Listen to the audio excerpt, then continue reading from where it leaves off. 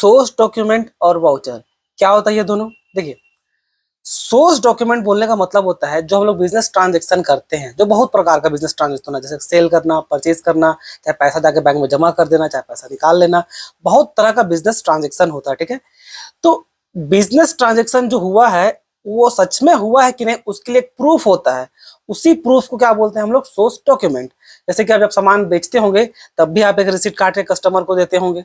अगर आप दुकान से जाकर सामान खरीदिएगा तब भी आपको एक रसीद आपको एक रसीद मिलता होगा।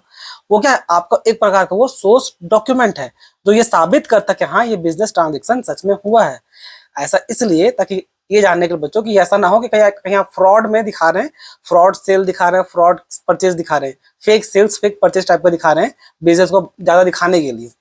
तो उन सब से बचने के लिए क्या होता है? एक प्रूफ होता है हर एक बिजनेस ट्रांजेक्शन का। उसी प्रूफ को क्या बोला था? आपका सोर्स डॉक्यूमेंट।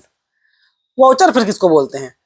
देखिए, वाउचर आपका सोर्स डॉक्यूमेंट से ही बनता है। अब सोर्स डॉक्यूमेंट तो बहुत सारा हो सकता है, बहुत तरह का बिजनेस ट्रांजेक्शन किए हैं तो दुनिया भर का होगा।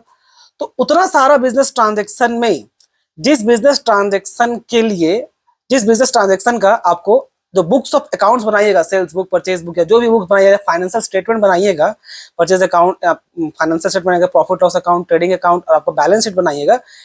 इसको बनाने के लिए जिस जिस सोर्स डॉक्यूमेंट का जरूरत पड़ेगा, जब उसको आप एज ए एविडेंस के तौर पर जब इस्तेमाल कीजिएगा ना, तब वो आपका क्या कहलाता है? वाउचर।